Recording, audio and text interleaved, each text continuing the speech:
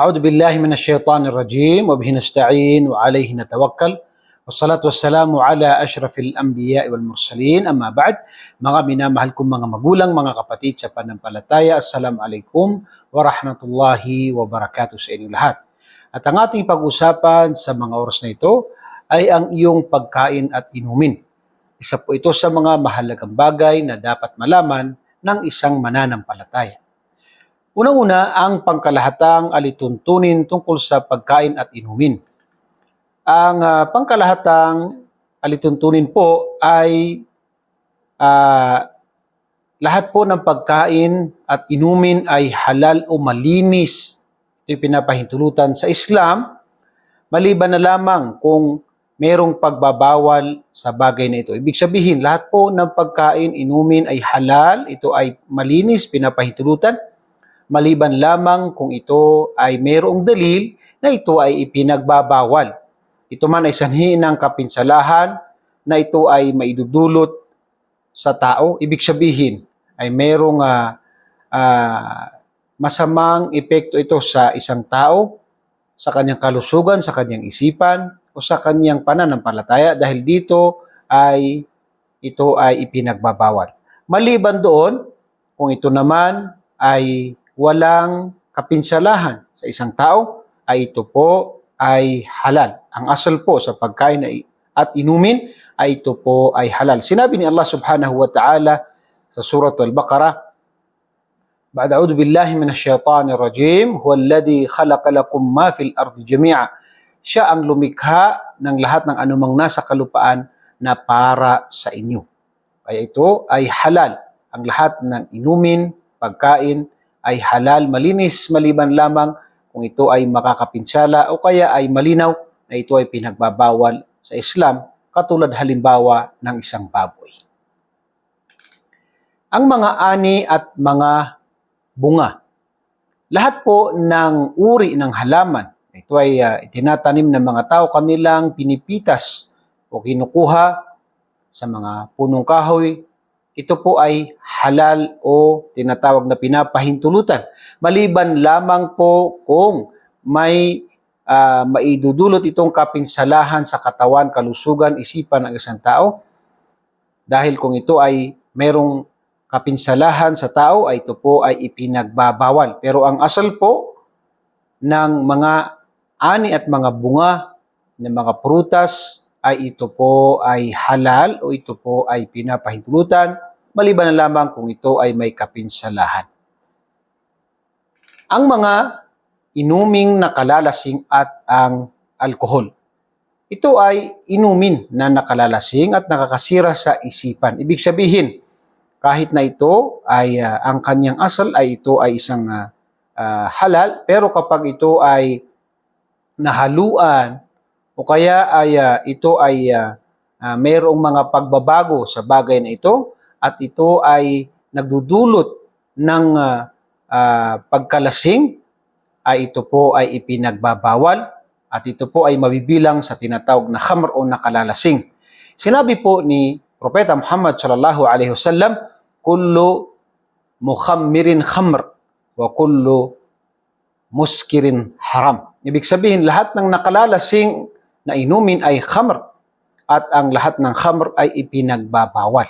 So kahit ito ay maliit na bagay, kapag ito po ay nakalalasing, ito po ay ipinagbabawal sa Islam. Kahit na ito ay hinango mula sa mga prutas o anumang mga bagay na pinagkuhanan nito, kung ito po ay nakakasira sa isipan ng isang tao, nakalalasing ang bagay na ito, ay papasok po ito sa khamr o yung bagay na ipinagbabawal dahil ito ay nakalalasing at nakakapinsala sa isipan ng isang tao. Pangangalaga sa isip.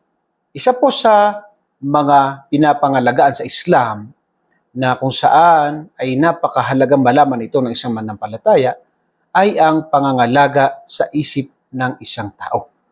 At meron pong 5 pangunahing pangangailangan na dapat pangalagaan. Una-una, ang relihiyon o yung pananampalataya, ang buhay, ang isip, ang yaman, at ang dangal ng isang tao.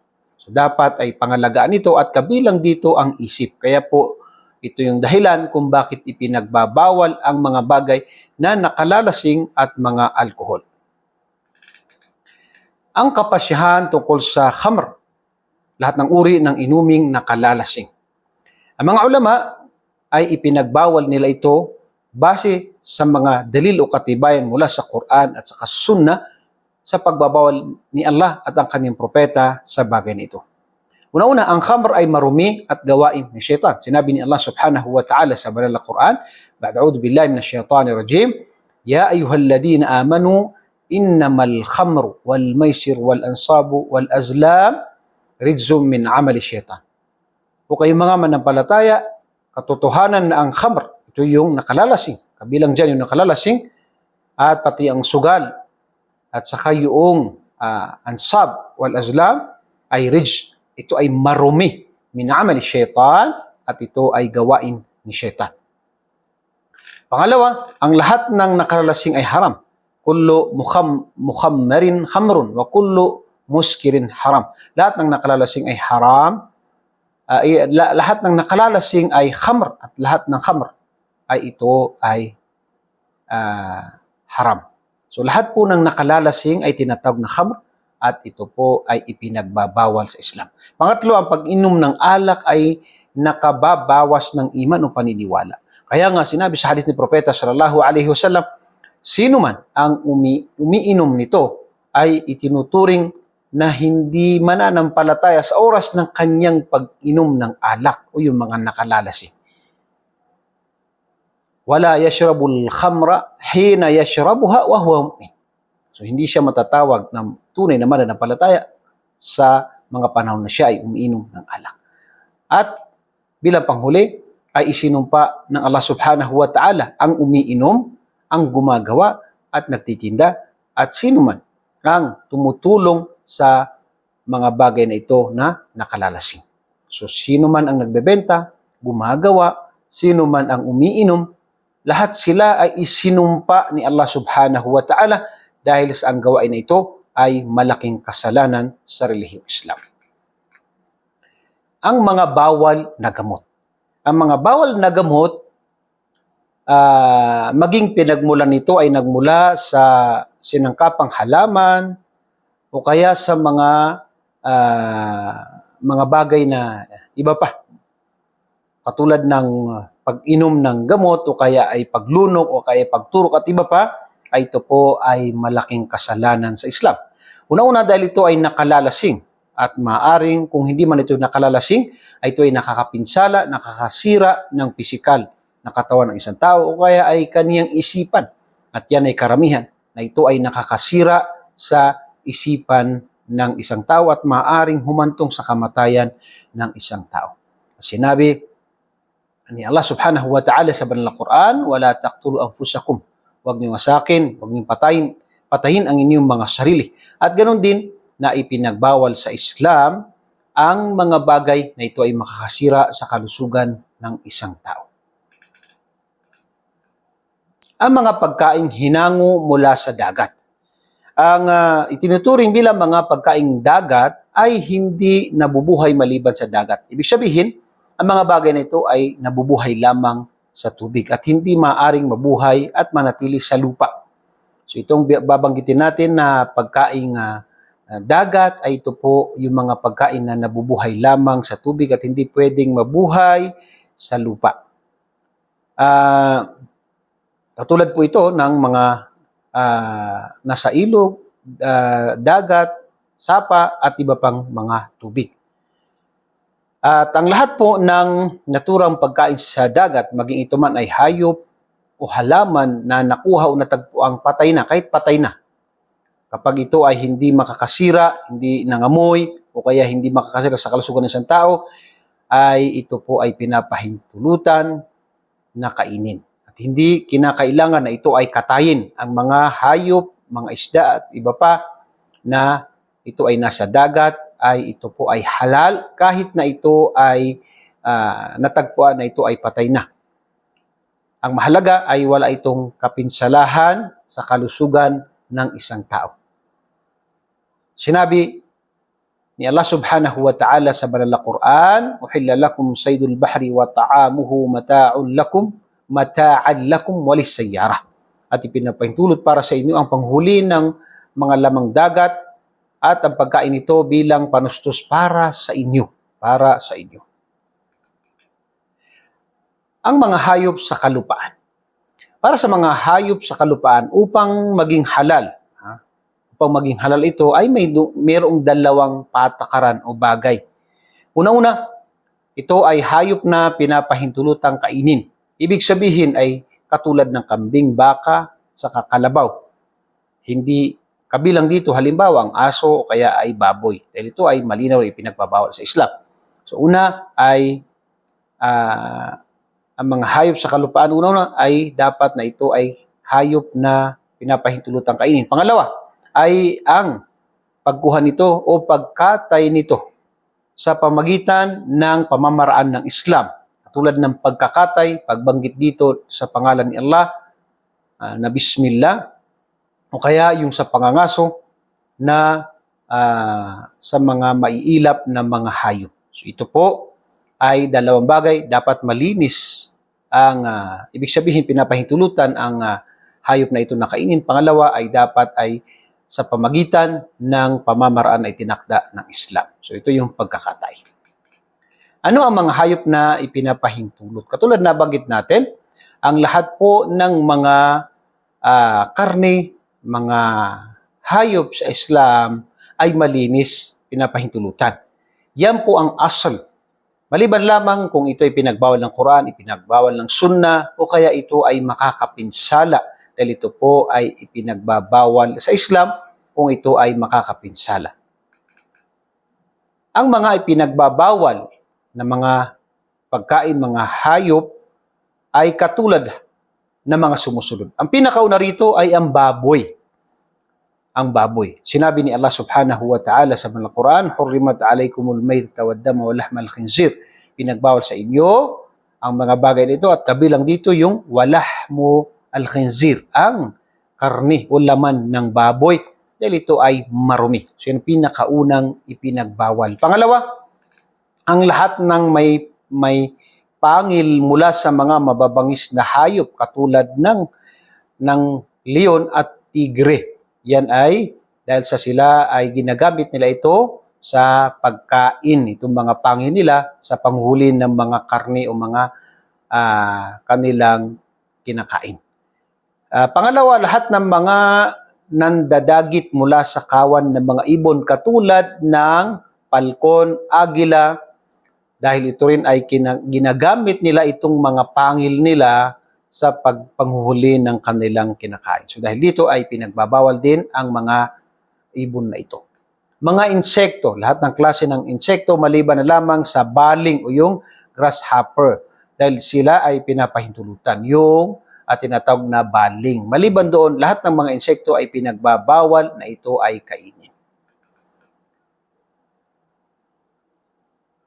Pang-apat ay ang mga ahas, yung sawa, mga daga, ito ay ipinapahintulot na patayin. So dahil dito ay pinapahintulutan silang patayin ng mga bagay na ito, dahil dito ay ipinagbawal at ito ay marumi. Pinagbawal ito na kainin dahil ito ay kabilang din sa dahilan na ito ay marumi. Panglima ay ang alagang asno. Alagang asno, ito ay asno na ginagamit sa labas ng bayan upang sakyan at magdala ng mga gamit. Yung donkey yan ay tinatawag na yung hindi mailap. Yung ginagamit ng mga tao, yan ay ipinagbabawal na kainin. Ang Islamikong pagkakatay, yung mga pamamaraan ng Islamikong pagkakatay. Una-una ay ang magsasagawa ng pagkakatay ay narapat na mula sa dapat na karapat-dapat. Siya ay isang Muslim, yun ang pinakauna, o kaya ay mula sa angkan ng kasulatan, mula sa mga Hudyo at Kristiyano, na may tamang pag-iisip at may wastong layunin sa pagkakatay. Pangalawa, ay ipinapahintulot ng Allah sa atin ang pagkain ng angkan ng kasulatan. Pati ang kanilang kinatay kung ito ay binanggit dito ang pangalan ng Diyos at ito ay kinatay nila. Ang paggamit ng kasangkapan ng pagkakatay na narapat na akma para sa takdang layo ng pagkatay at narapat na ito ay matalim upang maayos ang pagkatay, pagdaloy ng dugo at ito ay isa sa mga dapat isaalang-alang. Pang-apat ay pinagbabawal ang paggamit sa pagpatay nito ang anumang bagay sa pamagitan ng mabibigat na bato, pagpukpok sa ulo, pagsunog at kurente. So dapat ay ito ay pagkatay. At hindi pwede yung ganitong mga bagay. At panglima ay babanggitin ang pangalan ni Allah. Bismillah. Bismillah, Allahu Akbar. Yan ay isa sa mga dapat na bigkasin kapag ang tao ay magkakatay. At dapat ay paputol yung bahagi na dapat putulin sa kanyang liig bilang pagkakatay sa hayop na ito. Ang mga uri ng karne sa karinderya at mga pamilihan. Una-una, ang karne mula sa mga hayop na kinatay ng isang Muslim o angkan ng kasulatan ay kinatay sa Islamikong pamamaraan o kaya ay kinatay na kasi sa mga Hudyo at Kristiyano, kapag kinatay nila ito ay sa pamagitan ng para sa Diyos ay ito po ay pinapahintulutan sa atin. Yun ang una rito na kapag ang pagkain o kinatay ng isang Muslim o kaya ay kinatay ng mga angkan ng kasulatan. Ibig sabihin, alam natin na ito ay kinatay ng Kristiyano sa Hudyo, ay ito po ay pinapahintulutan sa atin. Ang mga lamang karne na kinatay ng hindi Muslim, katulad ng, hindi kabilang dito ang angkan ng kasulatan, dahil angkan ng kasulatan, kapag pinagkinatay nila sa pamamaraan ng Islam, ibig sabihin, kinatay nila ito, ay pinapahintulutan sa atin yung sa angkan ng kasulatan, mga Hudyo at Kristiyano. Pero yung mga hindi Muslim na tulad ng Budista, mga Hindus, Ateista at iba pa na mga hindi kabilang sa angkan ng kasulatan ay yan po ay ipinagbabawal sa atin. Pangatlo, ang karne mula sa mga hayop na pinatay ng isang Muslim o angkan ng kasulatan sa pamamaraang hindi Islam. So ito ay hindi kinatay, kundi anumang ginawa nila, halimbawa ito ay kurente, pinukpok sa ulo, anuman, na hindi kinatay, hindi dumaan sa pamamaraang Islam, ito po ay ipinagbabawal. Muslim man o angkan ng kasulatan.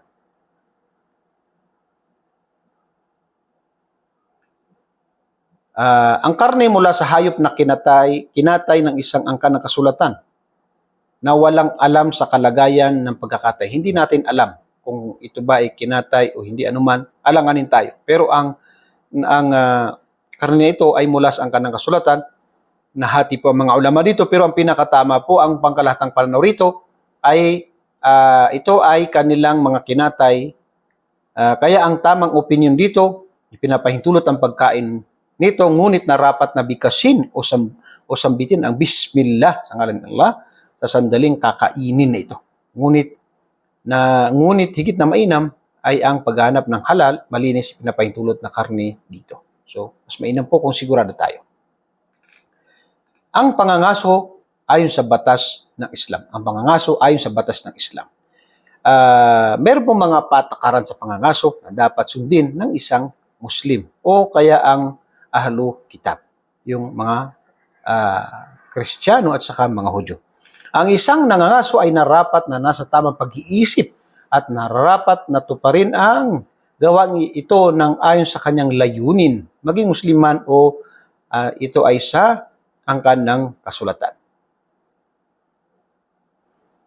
Kaya kung ang nangangaso ay hindi po Muslim o kaya ay hindi po sa angkan ng kasulatan, katulad ng mga Buddhist at iba pa na mga Wathani, ay hindi po pinapahintulutan sa atin. Ang pangangaso ay nasasaklaw lamang ng mga uri ng hayop na hindi madaling isagawa ang pagkatay sapagkat sila ay maiilap na tumatakbong papalayo sa tao. Kaya kung ito ay hindi mailap katulad ng manok, ito yung kambing, ay hindi po pwede na ito ay sa pangangaso. Dahil sila ay hindi naman sila maiilap. Pero itong pangangaso ay sa mga hayop na ito ay hindi madaling hulihin. Ang sandata ay nasasaklawan lamang ang uri ng mga hayop na hindi madaling isagawa ang pagkatay sapagkat sila ay maiilap o tumatakbong palayo. So, yan ay tulad na nabanggit natin na pinapahintulutan lamang sa mga hayop na ito ay may ilap. Pangatlo, ang sandata sa pangangaso ay narapat na makapatay ng dahil sa tulis o talim nito tulad ng palaso o bala. So hindi po pwede yung bato na babatuhin mo para yun ang kanyang ikamatay. Hindi po pwede. Kailangan po ay yung matalim at matulis na gagamitin katulad ng palaso o kaya ay bala. Narapat na sambitin ang salita o yung tinatawag na salita na Bismillah, yung pangalan ni Allah subhanahu wa ta'ala sa sandaling gagamitin ang sandata na ito. Kapag naabutan niya ng buhay pa ang hayop na ito, yung ibon, ano man na ito na kanyang matapos ang pangangaso nito, kapag inabutan niya na buhay pa, ay nararapat na ito ay kanyang katayin sa pamagitan ng pagkakatay ng matalis na bagay. So ito ay kapag inabutan na buhay pa. Ipinagbabawal ang pangangaso ng hayop na walang hangaring kainin. So yung paglalaro po, ayan ay ipinagbabawal. Kung paglalaro lamang, ayan po ay ipinagbabawal. Ang mga kagandahang asal sa pagkain at inumin. Ang mga magagandang asal sa pagkain at inumin. Una-una rito, ang pag-iwas sa pagkain at pag-inom na gamit ang mga kagamitang yari sa ginto at pilak. Galing sa ito ay gawa mula sa ginto at pilak, hindi po pwedeng gamitin sa pagkain, pag-inom. Yan po ay haram, ay pinagbabawal ni Propeta sallallahu alaihi wasallam sa hadith ni Imam Muslim at Imam Bukhari. Ang paghugas ng dalawang kamay bago kumain o pagkatapos kumain ay kabilang po yan sa mga dapat sundin ng isang Muslim o ito ay kabilang sa mga magagandang asal sa pagkain, pag-inom. Ang pagsambit ng Bismillah bago magsimulang kumain at uminom. Kung makalimutan ay sabihin lamang ang Bismillahi awwaluhu wa akhiruhu. Pang-apat, ang pagkain at pag-inom sa pamagitan ng kanang kamay. Kanang kamay. Yan po isang nabanggit na utos ni Propeta Muhammad sallallahu alaihi wasallam sa hadith ng Muslim. Nakabubuti na huwag uminom o kumain ng nakatindig. Dapat po ay nakaupo. Yan ang mas mainam. Ang kumain mula sa pagkain malapit sa iyo. At hindi yung kukunin mo ng mga pagkain ay yung malayo sa iyo. Kundi ang mas mainam po ay yung malapit sa atin ay doon tayo kumain. At ito ay kapag ang pagkain ay halos magkakaparehas. Pero kung magkakaiba at gusto mong kumuha ng ibang ulam at ibang pagkain, ay wala pong masama doon. Higit na makabubuti, damputin ang isang kapirasong pagkain na nalaglag at linisin ito at kainin. Kung ito ay kaya pang linisin, ay kainin ito at huwag itapon. Huwag magsayang ng pagkain. Pangwalo, ang pag-iwas sa pagpintas, sirain at maliitin ito. Ang Propeta sallallahu alaihi wasallam ay hindi siya namimintas ng pagkain. Kung ayaw niya ay hindi siya kumakain, pero hindi siya namimintas ng pagkain. At pangsyam ay ang pag-iwas sa israf o yung labis na pagkain at pagpapakasawa nito. Sapagkat ito ay nagiging sanhi ng karamdaman at katamaran. Kaya dapat ay tamang-tama lang po ang pagkain. At hindi yung lubos-lubos at sobra-sobrang pagkain. At bilang panghuli, ang pagpapasalamat kay Allah subhanahu wa ta'ala at pagkilala sa kanyang mga biyaya at sabihin ng alhamdulillahilladzi at'amana wa saqana min ghairi hawlin minna wala quwwah. Pagpapasalamat kay Allah subhanahu wa ta'ala sa pagkain na ito. Maraming salamat po sa inyo lahat at hanggang dito lamang po ang ating pag-aaral. Assalamualaikum warahmatullahi wabarakatuh.